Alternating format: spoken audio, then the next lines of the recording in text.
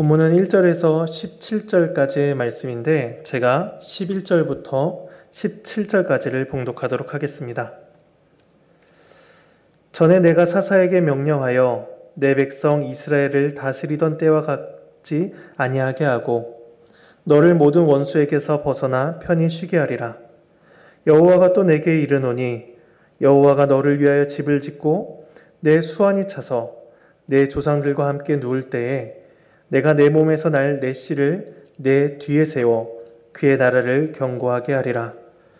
그는 내 이름을 위하여 집을 건축할 것이요 나는 그의 나라 왕위를 견고하게 하리라. 나는 그에게 아버지가 되고 그는 내게 아들이 되리니 그가 만일 죄를 범하면 내가 사람의 매와 인생의 채찍으로 징계하려니와 내가 내 앞에서 물러나게 한 사울에게서 은총을 빼앗은 것처럼 그에게서 빼앗지는 아니하니라. 내 집과 내 나라가 내 앞에서 영원히 보존되고 내 왕위가 영원히 견고하리라 하셨다 하고 나단이 이 모든 말씀들과 이 모든 계시대로 다윗에게 말하니라. 하나님의 말씀입니다. 하나님께 감사합니다. 지난주 6장 본문에서 하나님의 언약궤가 다윗성에 안착을 했습니다. 언약궤가 다윗성에 모셔졌다는 것은 이제 하나님께서 그의 백성을 다스리신다는 것을 의미하는 것이기도 했습니다. 오늘 본문은 그런 상황 속에서 다윗이 평안을 누리고 있고 그가 하나님을 위해 한 가지 계획을 갖는 것을 보게 됩니다. 바로 하나님의 집을 건축하고자 하는 마음이었습니다. 선지자조차도 그런 다윗의 뜻이 좋다고 여겨질 만큼 다윗의 계획은 선한 것이었습니다. 그런데 정작 하나님께서는 그러한 다윗의 생각을 반대하십니다. 우린 하나님께서 어떠한 이유로 다윗의 계획을 반대하셨는지 또 다윗에게 주시는 약속이 무엇인지를 살펴봄으로써 우리에게 주시는 은혜를 생각해 보기를 원합니다. 먼저 1절에서 3절까지의 말씀입니다. 여호와께서 주의 모든 원수를 무찌르사 왕으로 궁에 평안히 살게 하신 때에 왕이 선지자 나단에게 이르되 볼지어다 나는 백향목 궁에 살거늘 하나님의 궤는 휘장 가운데 있도다.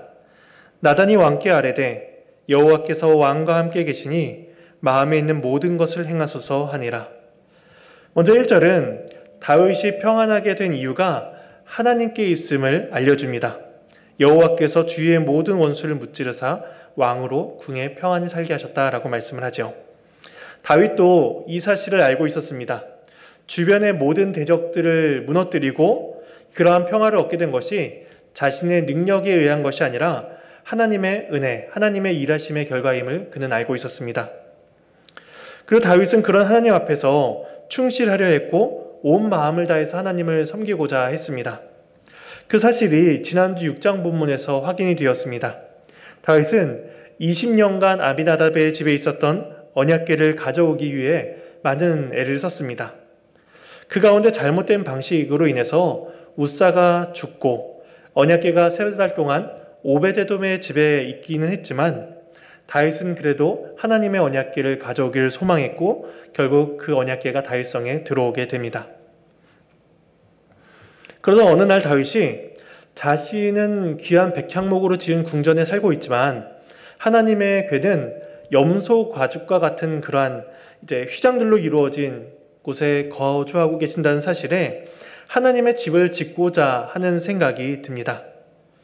사울에게 쫓겨서 떠돌이처럼 살아가던 그 다윗 자신은 이제 궁에 안전히 거하게 되었는데 하나님의 궤가 이동식 천막에 거주하고 있다는 사실이 그는 합당치 못하다라고 그렇게 생각했던 것입니다. 근데 어떤 학자들은 이러한 다윗의 태도를 가리켜서 정치적인 계산에서 비롯된 행동이다라고 설명을 하기도 합니다. 당시 고대 근동 문화에서는 자신에게 승리를 쥐어준 그 신을 위해서 신전을 지어드림으로 자신의 외적인 통치와 그런 업적들을 과시했다라고 설명을 합니다. 그리고 신전이 없는 신들은 매우 열등한 신으로 간주되었기 때문에 그 신을 위한 신전을 만들어 줌으로써 자신이 모시고 있는 신의 권위를 내세웠다라고 이야기를 합니다. 그게 당시 고대 근동의 문화였다는 것이죠.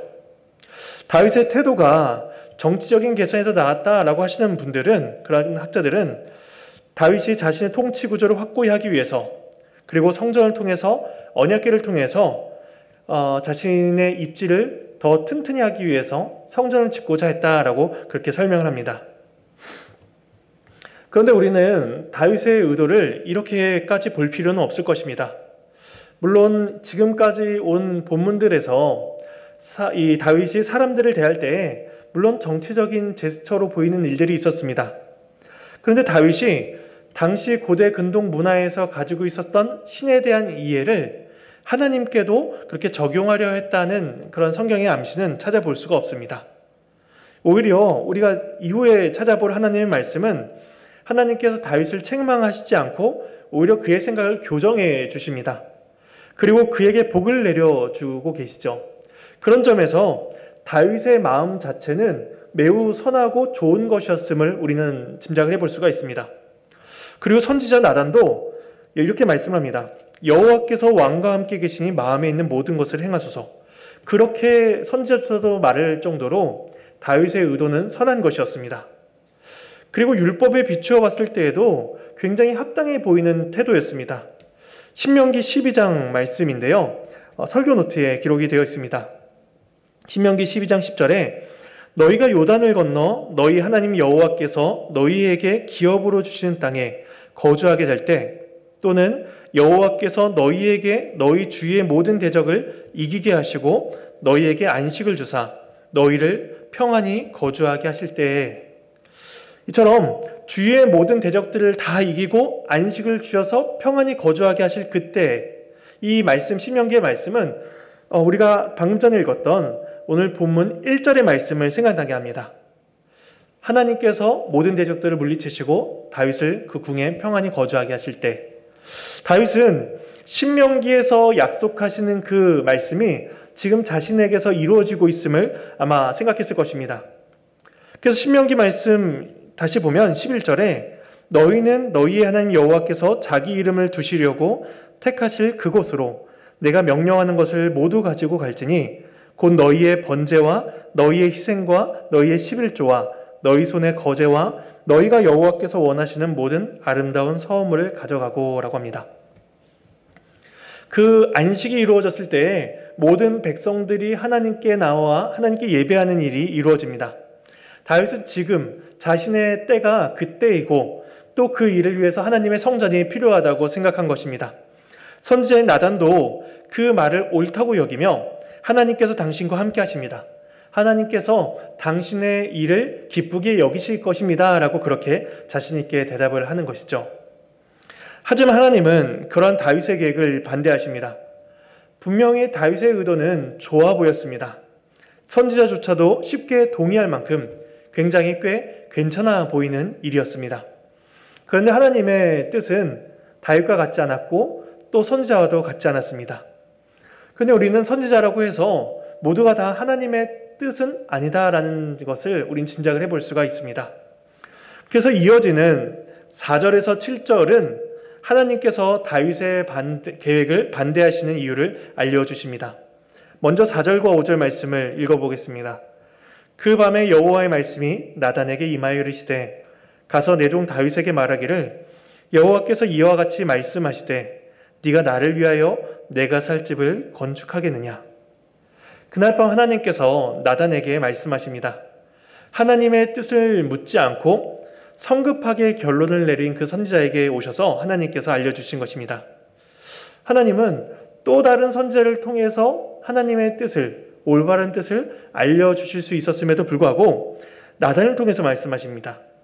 그렇게 함으로써 나단이 여전히 하나님의 선지자임을, 그리고 그가 하나님의 말씀을 전하는 권위가 있음을 그렇게 보여주십니다. 만일 하나님께서 나단이 아니라 다른 선지자를 통해서 말씀하셨다면 각각 다른 선지자가 다른 내용을 말을 하고 있기 때문에 좀 다윗은 더 혼란스러워졌을 뿐만 아니라 한쪽 선지자는 하나님의 선지자가 아니구나 라고 그렇게 여겨질 수도 있었습니다. 그래서 하나님은 나단을 통하여서 하나님의 뜻을 밝히 보여주십니다. 그리고 5절에 다윗을 향해서 네가 나를 위하여 내가 살 집을 건축하겠느냐 라고 질문을 하십니다. 이 말씀 자체는 다윗과 하나님 사이에 간격을 보여주시는 말씀입니다. 인간인 다윗이 온 세상의 주인이시고 창조주신 하나님을 위한 집을 지을 수 없다는 것을 그렇게 알려주십니다. 이처럼 하나님은 사람을 통해서 무엇인가를 받으실 만한 그런 분이 아니셨습니다. 다윗 하나님께 올려드릴 것이 전혀 없었죠. 이처럼 하나님께서는 네가 나를 위하여 살 집을 건축하겠느냐? 라고 하심으로써 하나님과 다윗 사이의 간극을 보여주십니다. 그리고 하나님은 지금까지 이스라엘에게 있었던 일을 이렇게 말씀하시면서 다윗에게 상기시키십니다. 하나님은 성전을 요구하신 적도 없고 하나님께는 성전이 필요하지도 않다는 것입니다. 그 말씀이 6절과 7절에 나타납니다. 내가 이스라엘 자손을 애굽에서 인도하여 내던 날부터 오늘까지 집에 살지 아니하고 장막과 성막 안에서 다녔나니 이스라엘 자손과 더불어 다니는 모든 곳에서 내가 내 백성 이스라엘을 먹이라고 명령한 이스라엘 어느 지파들 가운데 하나에게 내가 말하기를 너희가 어찌하여 나를 위하여 백향목 집을 건축하지 아니하였느냐고 말하였느냐. 만일에 다윗이 생각하는 것처럼 하나님께서 백향목으로 지은 좋은 건물에 계셔야 한다면 하나님은 진작에라도 어느 누구에게라도 명령하셔서 하나님의 전을 짓도록 행하셨을 것입니다. 하지만 하나님은 장막과 장막 사이, 장막과 성막 안에서 다니셨습니다. 성전, 건물이라고 한다면 고정된 것을 이야기합니다. 고정식의 건물이죠. 하지만 하나님께서 장막, 성막을 통해서 다니셨다는 것은 하나님이 어느 한 곳에 고정해 계시지 아니하시고 계속해서 이동하고 계셨다는 것을 보여줍니다. 또 하나님은 그렇게 이동하심으로써 이스라엘의 모든 시간, 모든 장소에 함께 하시고 함께 이동하셨습니다. 6절에 내가 이스라엘 자손을 애굽에서 인도하여 내던 날부터 오늘까지 이 말씀처럼 하나님은 시간적으로 언제나 함께 하셨습니다. 그리고 7절에 이스라엘 모든 자손과 더불어 다니는 모든 곳에서 이스라엘을 가는 어느 곳이든지 하나님은 공간적으로도 함께 하셨습니다. 다윗의 의도는 정치적인 것에 있지 않았습니다. 다윗은 선한 의도로 성전을 짓고자 했습니다. 그런데 그의 생각에 조금 교정되고 바뀌어야 될 부분이 있었기 때문에 하나님께서 이 말씀을 통해서 다윗의 생각을 교정해 주십니다. 하나님은 다윗이 생각하는 것처럼 어느 한 곳에 고정되는 분이 아니셨습니다. 그런 건물에 국한되는 분이 아니셨던 것이죠. 하나님이 거하시는 그 곳은 인간의 손으로 지어지는 것의 차원이 아니었습니다. 그런데 사람들은 종종 오해를 합니다. 그리고 그러한 오해가 교회 역사 속에서도 종종 있어 왔습니다. 중세 때부터 교회 건물을 웅장하게 짓고 그 안을 아름답게 꾸미며 굉장히 위험 있는 모습으로 건물을 만들곤 했습니다. 그리고 그러한 중세의 건축물들이 지금도 남아있는 경우가 있습니다. 하지만 그것은 하나님과 관계가 없는 일일지도 모릅니다. 오히려 그런 건축물들은 다윗과 같은 오해에서 비롯되었다든지 혹은 사람들의 종교성, 사람들의 편의, 개인의 욕구, 욕심 때문에 비롯된 경우들이 많이 있습니다. 예배 장소가 쾌적하지 않다. 이 문제는 사람들에게 있어서 불편한 일이지 하나님은 전혀 개의치 않으셨습니다. 다윗은 하나님께서 그러한 좋은 곳에 계셔야 된다라고 생각을 했는데 하나님은 그의 생각을 바꾸어 주십니다. 하나님은 이스라엘에게 베푸신 과거를 회고하게 하시며 과거에 인도하신 하나님께서 앞으로도 그들을 인도하실 것을 약속해 주십니다. 먼저 8절과 9절은 다윗에 대한 개인적인 약속이 주어집니다. 8절에 그러므로 이제 내 종 다윗에게 이와 같이 말하라. 만군의 여호와께서 이와 같이 말씀하시기를 내가 너를 목장 곧 양을 따르는 데에서 데려다가 내 백성 이스라엘의 주권자로 삼고 내가 가는 모든 곳에서 내가 너와 함께 있어 내 모든 원수를 내 앞에서 멸하였은즉 땅에서 위대한 자들의 이름같이 내 이름을 위대하게 만들어 주리라. 양치는 자였던 다윗 너를 이스라엘의 왕으로 삼고 너의 앞에서 모든 원수를 멸하였은즉 이제 너의 이름을 위대하게 만들어 주겠다라고 하나님께서 말씀하십니다. 그런데 하나님께서 너의 이름을 위대하게 만들어 주겠다는 이 말씀은 창세기 12장에서 아브라함에게 주셨던 약속이기도 합니다. 이것은 어느 한 사람을 선택해서 내가 너에게 세속적인 복을 줄게, 이 세상에서 잘되게 해줄게 라는 그러한 차원의 복이 아니었습니다. 그래서 하나님은 아브라함에게 주신 복이 지금 너 다윗에게도 성취될 것이다, 이 말씀을 주심으로써 아브라함에게 주신 언약의 성취가 다윗에게서도 이루어지고 있음을 확인시켜 주시는 것입니다. 사람들은 대개 특별한 사람이 되기를 바랍니다. 사람은 죽으면 이름을 남긴다 라는 말처럼 사람들은 위대한 업적을 남길 만한 특별한 사람이 되는 것을 꿈꾸곤 합니다. 하지만 시간이 점차 흐르면서 그런 위대한 꿈을 가졌던 모든 계획들, 생각들은 어렸을 때의 포부, 어렸을 때의 꿈으로만 남겨버리고 지금 내가 살고 있는 삶은 이것뿐이야, 나의 삶의 처지는 고작 이런 삶이야 라고 우리는 여기며 지금 우리가 처해 있는 삶을 매우 작게 여기곤 합니다. 위대한 삶을 살지 못하는 것에 비교해서 굉장히 초라한 삶이다라고 평가를 하는 것이죠. 그런데 다윗에게 주신 하나님의 말씀을 우리가 다시 볼 때 하나님은 우리의 삶을 보실 때 그렇게 생각하지 않으신다는 것입니다. 하나님은 언약적인 측면에서 다윗을 이끌어 가고 계십니다. 아브라함에게 약속하신 복을 다윗 너에게도 실현시키시겠다는 것이죠. 그런 점에서 우리의 삶도 하나님의 언약적 신실하심 가운데 인도함을 받고 있다는 것입니다. 위대하건 그렇지 못하건, 능력 있는 사람이건 그렇지 못하건, 아브라함에게 주신 복이 다윗을 통해 우리에게도 주어지고 있다는 것입니다. 그러니 우리는 위대한 사람이 아니야 라고 생각할 것이 아니라 하나님께서 나의 인생을 이끌어 가시고 아브라함과 다윗에게 주신 복을 나에게도 성취하고 계시고 있음을 우리는 확인할 수가 있는 것입니다. 우리는 굉장히 큰 하나님의 은혜를 받고 있는 자들이죠. 이어지는 10절에서 11절 중반까지는 이스라엘에 대한 약속을 주십니다. 먼저 8, 9절에서는 다윗에 대한 약속을 주셨다면 이제는 이스라엘에 대한 약속입니다. 10절에 내가 또 내 백성 이스라엘을 위하여 한 곳을 정하여 그를 심고 그를 거주하게 하고 다시 옮기지 못하게 하며 악한 종류로 전과 같이 그들을 해하지 못하게 하여 전에 내가 사사에게 명령하여 내 백성 이스라엘을 다스리던 때와 같이 아니하게 하고 너를 모든 원수에게서 벗어나 편히 쉬게 하리라. 11절 중반부까지 읽었습니다. 이제 더 이상 사사 시대와 같은 혼란이 이스라엘에게 임하지 않을 것이며 이제부터는 나무가 뿌리를 깊게 내리듯 이스라엘이 가나안 땅에 그 뿌리를 깊게 내려서 흔들리지 않는 나라로서 세워질 것임을 약속해 주십니다. 이런 점에서 한 곳에 정착되어야 할 것은 하나님이 아니라 바로 이스라엘 자신이었습니다. 하나님이 거하실 성전이 정해져야 될 것이 아니라 먼저 이스라엘이 안전히 거할 처소가 준비되어야 됐습니다. 하나님은 자기 백성 이스라엘을 위하여 한 장소를 정하셔서 원수로부터 그들을 보호해 주실 한 나라를 세우실 것입니다. 이전에 사사 시대에서 그들이 경험했던 불안, 일시적인 평화, 흔들리는 평화가 아니라 이제는 완전한 평안을 하나님께서 약속해 주고 계신 것입니다. 그리고 이어지는 11절 후반부에서 16절까지는 다윗 언약이라고 불리는 약속을 주십니다. 먼저 11절입니다.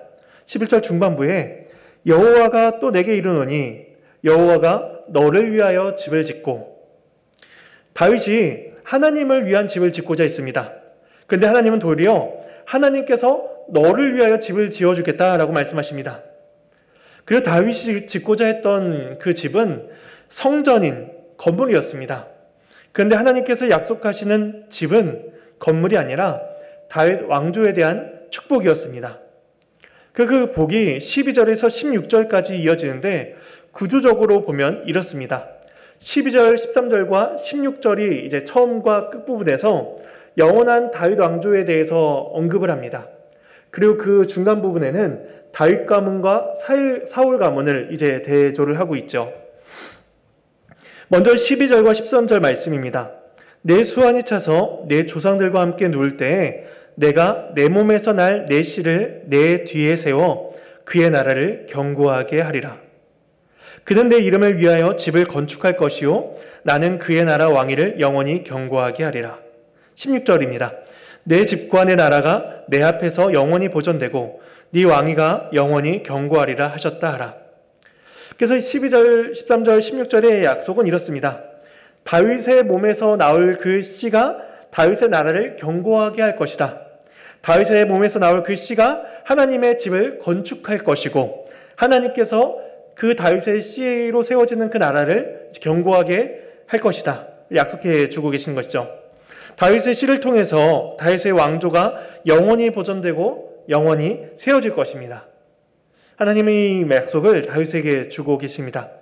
그리고 이러한 다윗 왕조의 견고함, 영원함을 말씀하시면서 다윗 가문과 사울 가문을 비교하십니다. 14절과 15절입니다.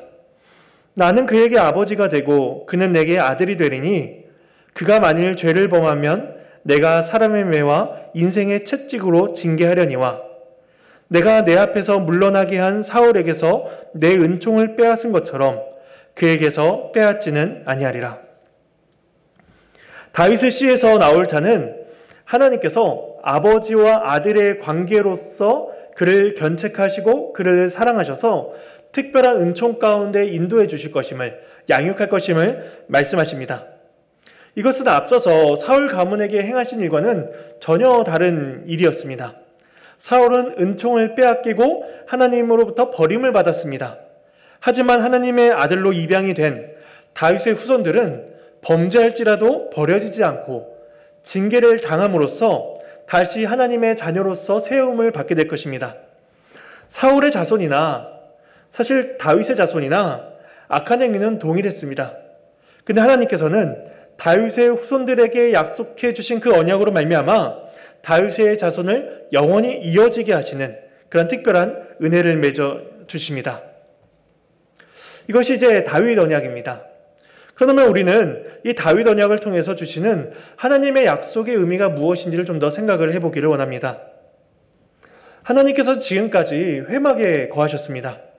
근데 회막의 특징은 우리가 6절과 7절에서 본 것처럼 이동성을 갖습니다. 애굽에서 인도하던 날부터 지금까지 또 이스라엘 자손과 더불어 다니는 모든 곳에서 하나님은 회막에서 그들과 함께 이동하셨습니다. 그래서 이스라엘이 가는 곳마다 하나님께서 함께 하신다. 하나님이 우리와 함께 하시는 것을 보여주시는 것이 바로 이동식 회막이었습니다. 특별히 이스라엘의 왕이신 하나님께서는 하나님의 임재의 상징인 언약궤를 통해서 하나님께서 그들을 이끌어 가신다는 사실을, 가나안 정복에 앞서 가신다는 것을 보여주셨습니다. 가나안 땅에 입성하기까지 그 나라를 정복할 때에 이스라엘의 가장 앞에 섰던 것은 모세나 여호수아 같은 지도자가 아니었습니다. 하나님이셨습니다. 이스라엘의 왕이신 하나님께서 늘 이스라엘의 앞에 출전하셨습니다. 요단강을 건널 때의 군사들이 먼저 가서 진을 친 다음에 언약궤를 모셔오지 않았습니다. 여호수아가 먼저 요단강을 밟지도 않았습니다. 언약궤를 맨 제사장들이 먼저 요단강을 밟고 그 이후에 이스라엘 백성들은 마른 땅을 지나가게 됩니다. 여리고성을 정복할 때에도 그 이스라엘의 가장 선두에 서신 분은 이스라엘의 왕이신 하나님이셨습니다. 하나님께서 그들 앞에 행차하셨으며 하나님께서 그들 앞에서 전쟁을 싸워 이기셨습니다. 이스라엘은 그 뒤를 따를 뿐이었습니다. 이처럼 회막이 이동식이었던 까닭은 이스라엘에게 주어진 가나안 땅의 안식이 아직 주어지지 않았기 때문입니다. 왕이신 하나님께서는 안식을 위한 전쟁을 아직 마무리하지 않으셨기 때문에 성전 건축을 허락하지 않으신 것입니다. 전쟁이 다 끝나야 이동식 텐트를 정리하고 고정식 건물을 지을 텐데 아직은 그때가 이르지 않은 것입니다. 물론 다윗이 이스라엘의 원수인 블레셋을 치고 어느 정도의 안식을 얻은 것은 사실이었습니다. 그런 점에서 오늘 본문 1절에서 여호와께서 주의 모든 원수를 무찌르사 평안히 살게 하셨다라고 말씀을 하고 있는 것입니다. 하지만 이 안식은 절대적인 의미에서의 안식이 아니라 상대적인 안식이었습니다. 다윗 시대 이전과 비교했을 때에 충분한 안식이라고 말을 할 수 있지만 이후에 하나님께서 주실 완전한 안식과 비교했을 때에는 아직 불충분했던 안식이었습니다. 열왕기상 5장 3절에서 솔로몬의 말을 보면 다윗에게 전쟁의 때가 아직 남았음을 우리는 알 수가 있습니다. 설교노트에 보시면 5장 3절이 있습니다. 당신도 알거니와 내 아버지 다윗이 사방의 전쟁으로 말미암아 그의 하나님 여호와의 이름을 위하여 성전을 건축하지 못하고 여호와께서 그의 원수들을 그의 발바닥 밑에 두시기를 기다렸나이다.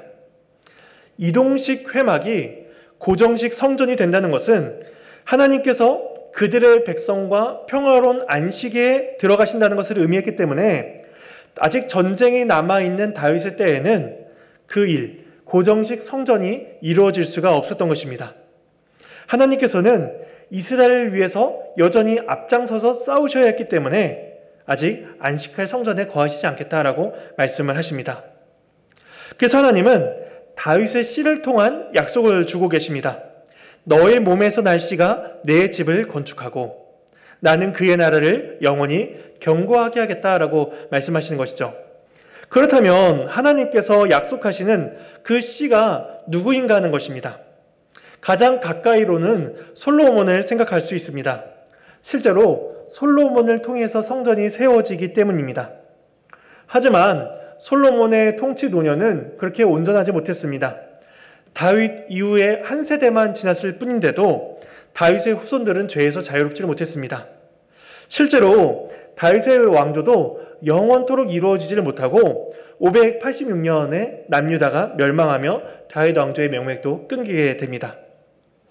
그렇다면 하나님께서 다윗에게 약속하신 너의 몸에서 날 씨와 그가 내 집을 세우며 그의 나라를 견고하게 하겠다. 이 약속은 우리가 어떻게 이해를 해야 하는 것일까요? 마태복음 1장 1절에서 그 답을 우리에게 알려줍니다. 아브라함과 다윗의 자손 예수 그리스도의 계보라. 한글 성경은 아브라함부터 먼저 언급을 하지만 헬라어는 먼저 다윗을 먼저 기록합니다. 예수 그리스도 다윗의 아들. 사무엘하 오늘 본문의 표현대로 하자면 예수 그리스도 다윗의 씨라는 것입니다. 하나님께서 다윗에게 약속하신 너의 몸에서 날 씨가 곧 예수 그리스도를 가리킨다라고 마태복음은 그렇게 시작을 합니다. 다윗의 후손이신 예수 그리스도께서는 이 땅에 오셔서 악한 마귀를 물리치셨습니다. 주님께서는 내가 하나님의 성령을 힘입어 귀신을 쫓아내는 것이면 하나님의 나라가 이미 너희에게 임하였느니라 라고 말씀하시며 하나님 나라의 성취자로서 예수님께서 오셨음을 그렇게 알리셨습니다. 그리고 예수님은 하나님 나라의 대적자들을 완전히 소멸시키시기 위해서 친히 십자가에 달려 죽으셨습니다. 예수님께서 십자가에 달려 죽으심으로 아담 이후로부터 이어져 온 죄의 세력으로부터 승리를 선언하신 것이죠. 그리고 예수님께서는 요한복음 2장 19절에서 말씀하시길 너희가 이 성전을 헐라 내가 사흘 동안에 일으키리라 그렇게 말씀하셨습니다. 그리고 21절에서는 이 말씀의 뜻을 밝히시기를 예수는 성전된 자기 육체를 가리켜 말씀하신 것이다 라고 그 뜻을 알려주셨습니다. 하나님께서 다윗에게 약속하신 너의 몸에서 날 씨가 나의 집을 건축하게 하신 일, 그것이 예수 그리스도의 죽으심과 예수 그리스도께서 3일 만에 부활하신 것으로서 성취가 되고 있는 것입니다. 예수님께서 죽으셔서 악한 마귀와의 전쟁이 완전히 끝이 나는 것이며 그리스도께서 부활하심으로 그 전쟁의 승리가 선언되고 있는 것입니다. 가나안 땅에서 누릴 참된 안식, 하나님 나라에서 누릴 진정한 평화가 그리스도 안에서 성취가 되고 있는 것입니다. 다윗의 씨인 바로 예수 그리스도에게서 그것이 이루어지고 있는 것이죠. 예수 그리스도께서는 사흘 만에 부활하심으로써 하나님의 성전이 세워질 것임을 그렇게 가시적으로 알려주셨습니다. 참된 성전은 다윗이 아니라 다윗의 후손인 예수 그리스도에게서 세워지는 것이었습니다. 이런 점을 생각할 때 오늘 본문에서 다윗에게 주시는 말씀들이 분명해집니다. 다윗의 때는 참된 안식의 때가 아니었습니다. 하나님은 여전히 이스라엘을 위해 싸우셔야만 했고 그 승리는 예수 그리스도에게서 경험케 되는 일이며 예수 그리스도에게서 완성케 되는 일이었습니다. 그래서 다윗 또한 우리와 같이 그리스도 예수 안에서 이루어질 참된 승리, 참된 안식을 소망해야 하는 자였습니다. 하나님은 메시아를 통해 성전이 세워지고 메시아를 통해 진정한 하나님의 나라가 실현된다는 것을 보여주시기 위해 그 예표로서 다윗의 아들인 솔로몬이 성전을 짓게 하신 것입니다. 자신의 아들인 솔로몬을 통해서 성전이 지어지듯이 자신의 씨의 참 실체이신 그리스도께서 언젠가 성전을 지으실 것임을 그렇게 확인케 하신 것입니다. 다윗은 솔로몬을 통해서 그리스도를 바라보며 그리스도께서 속히 오셔서 온전한 하나님의 나라를 이루시기를 그렇게 소망할 수가 있었던 것입니다. 그러므로 다윗 언약은 단순히 다윗 왕조에 대한 세속적인 번영의 축복이 아니라 그들을 아들과 같이 삼으셔서 포기하지 아니하시고 하나님 나라로 들이시겠다라는 약속의 표현이셨으며 예수 그리스도를 통해 주시는 참된 안식을 확인케 해주시는 놀라운 예언의 말씀이었던 것입니다. 그리고 이 약속은 하나님의 주권적인 능력에 의해서 이루어졌습니다. 5절에서 17절까지 주어지는 모든 말씀들, 모든 약속들은 다 하나님께서 하시겠다는 것입니다. 다윗을 통해서 이스라엘의 주권자로 세우신 것도 하나님이셨으며 대적들의 손에서 벗어나 평안을 누리게 하신 분도 하나님이셨습니다. 또한 다윗을 위하여 집을 세우신 분도 또 다윗의 왕위를 견고하게 하신 분도 모두 하나님이셨습니다. 그러므로 다윗이 부름을 받고 있는 나라는 하나님께서 친히 세우시는 나라, 하나님이 왕 되시는 나라, 바로 하나님의 나라인 것입니다. 다윗은 오실 그리스도에 대한 약속을 받고 있는 자였다면 지금 우리는 오신 그리스도께서 행하신 약속의 실체를 경험하고 있는 자들입니다. 다윗 시대에 경험하지 못했던 참된 안식, 죄로부터의 해방과 진정한 왕의 통치를 우리는 받고 있습니다. 하나님께서 다윗을 주권적으로 불러 세우셨던 것처럼 우리가 하나님 나라로 부름을 받고 있는 것 또한 하나님의 주권적인 은혜에 의해서 우리는 그것을 모두 받고 있는 것입니다. 그러므로 우리는 하나님 나라 안에서 그리스도께서 주시는 참된 안식을 누리며 하나님 나라 백성의 삶을 살아갈 수 있는 것이며 또 그렇게 살아가야만 하는 것입니다. 다윗에게 약속하시고 또 다윗이 소망하였던 그 나라가 지금 우리에게 주어지고 있다는 사실에 우리가 감사하며 그리스도 안에서 왕의 통치를 받아야 될 것입니다. 그런 삶을 살아가는 저와 여러분이 되기를 간절히 소망합니다. 우리 함께 찬송하시겠습니다.